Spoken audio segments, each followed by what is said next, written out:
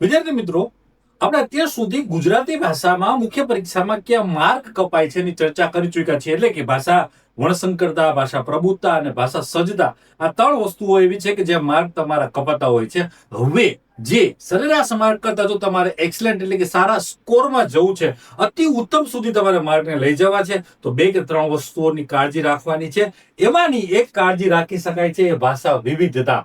તો ભાષા વિવિધતા કેવી રીતે કેળવાશે? એક ને એક શબ્દનું પુનરાવર્તન ટાળવું, વિવિધ્ય સભરતા સભર શબ્દો લખવા, એક સરસ મજાનો શબ્દ ભંડોળથી તમારી ભાષાને શણગારવાની છે. ઉપરાંત જરૂર પડે અહીંયા કહેવતો, જરૂર પડે અહીંયા સમાનાર્થી શબ્દો, આ બધી વસ્તુઓનો જો તમે ઉપયોગ કરતા શીખી જાઓ એને ભાષા વિવિધતા કહેવાય. એટલે કે ભાષાની વૈવિધ્ય સભરતા લાવવી. તો એના માટે થઈને હું તમને કહું છું કે એક સરસ મજાનો શબ્દ ભંડોળ ડેવલપ કરો, વિકસિત કરો.